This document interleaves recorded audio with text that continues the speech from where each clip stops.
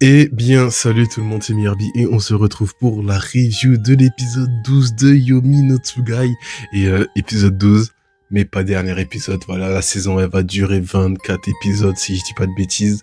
Donc on a encore jusqu'à la prochaine saison de review.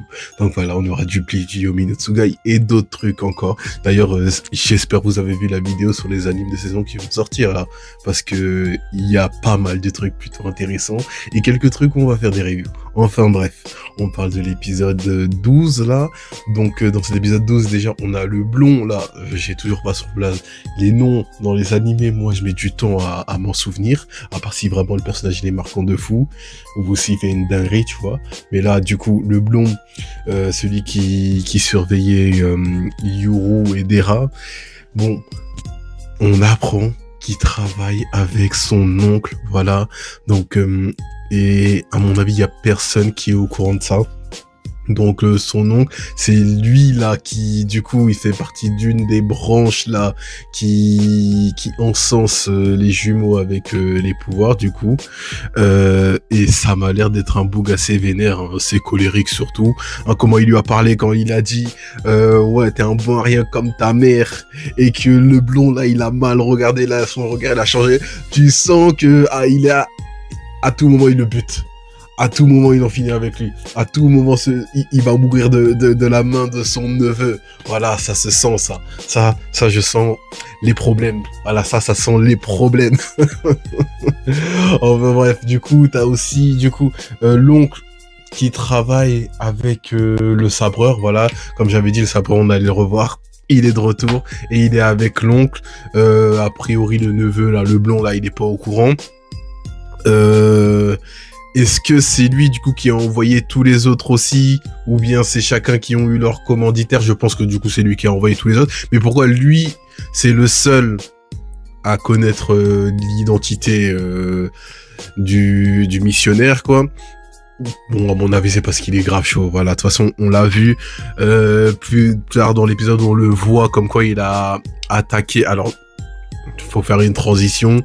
Il y a eu Dera qui est parti voir un gars qui tape avec lui, voilà, un gars de confiance. Déjà, ça nous dit officiellement que c'est vraiment Dera le prochain chef. Hein, là, y a pas, voilà. Et qu'il y a vraiment personne a priori qui sait où est son père, quoi. Et donc, il a envoyé ce gars-là aller au village justement pour car lui il peut pas y aller, il doit s'occuper d'Yuru, donc donner des médicaments et tout le tintouin. Voilà, pour là-bas d'ailleurs au village ils le prennent pour une sorte de chaman ou un truc comme ça, j'ai oublié c'est quoi exactement, mais pour une sorte de chaman, parce que ils donnent des médicaments et tout, et eux pour eux c'est de la magie quoi. Enfin bref, donc quand il va le voir, il lui dit, par contre, le gars, le gros là, lunettes, je crois, si je me rappelle, il a des lunettes aussi. Il lui dit que ouais, le gars avec le sabre, il a attaqué, sauf que et un de ses sabres, c'est un Tsugai. Voilà, moi j'avais dit que c'était les deux. Bon, a priori c'est seulement un seul. Par contre, bon, jusque là, on a vu que les Tsugai marchaient par paire. Du coup, si un c'est un sabre, l'autre qu'est-ce que c'est? Peut-être son cache-œil, peut-être. on sait pas, on sait jamais. Bref, il a attaqué, sauf qu'il a disparu. Et plus tard, quand il va dans le village, ce pseudo chaman là, quand il va dans le village, et ben il sort de son ventre. Voilà, en gros, il avait pas juste disparu, il est rentré en lui grâce à son Tsugai. Son épée, a priori, il peut, je sais pas, faire des sortes de portes. Oui, bah voilà, des portes. Voilà, c'est comme ça d'ailleurs que ils ont pu les assassins là ont pu rentrer dans comment s'appelle l'endroit là, la maison là des autres là, j'ai toujours pas leur nom, hein. C'est compliqué les noms, hein. J'ai du mal, hein, j'ai vraiment du mal avec les noms. Bref, c'est comme ça qu'ils ont pu rentrer dans le territoire de ceux qui protègent Asa, avec c'est quoi, genre il disait qu'il y avait une porte au sud, bah en fait c'est lui qui avait créé la porte, voilà. Après elle a disparu, mais pas totalement, car il restait des traces, hein, des sortes de délimitation qui pourraient faire une porte. Donc là Il a fait la même chose avec l'autre, justement, le pseudo chaman, sauf que cette fois, il a fait ça dans son ventre et pour pouvoir entrer dans le village. Il s'est mis à tuer des gens, voilà. Est-ce il compte tuer tous les habitants du village ou quoi? Je sais pas. A priori, hein, parce que en gros, là, il travaille pour l'oncle et l'oncle, il est vraiment contre le village à 100%, quoi. Là, lui, il veut garder Yuru et Asa pour lui, hein, il veut même pas que ce soit du coup son frère, hein, tu connais le chef, ainsi que le père du coup du blond et des deux autres là. Il veut vraiment les garder pour lui pour pouvoir sûrement utiliser leur pouvoir, hein, comme bon lui semble. Et donc le village a priori c'est un obstacle pour son plan, donc il est parti tous les buter, voilà. Peut-être surtout les chefs. On verra, prochain épisode, on verra, peut-être ça sera un massacre total, peut-être quelques-uns. En tout cas, on a vu aussi que il y avait des assassins dans le village, voilà, qui sont au courant pour Yuru, voilà, il n'y a pas que les hauts gradés qui sont au courant, il y a certaines personnes dans le village en tout cas qui le sont, car à un moment justement le pseudo chaman là, je vais l'appeler comme ça, j'ai pas son blaze, il parlait avec eux et eux ils disaient que ouais, ils auraient dû tuer Yuru et tout, sauf que il leur a dit vous avez aucune chance, ils ont envoyé plusieurs assassins et t'as aucun d'entre eux qui est venu, vous aurez été d'autres morts sur la liste, voilà. Donc il n'y a pas un humain normal qui aurait pu vaincre Yuru.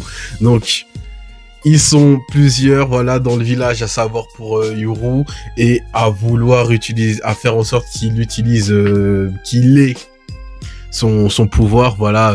C'est quoi lui, c'est pas délivrance, c'est l'autre, bref, vous voyez de quoi je parle.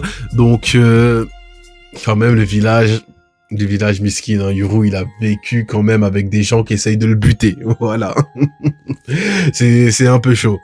Mais je suis un fou, moi j'ai failli oublier de parler un truc de fou.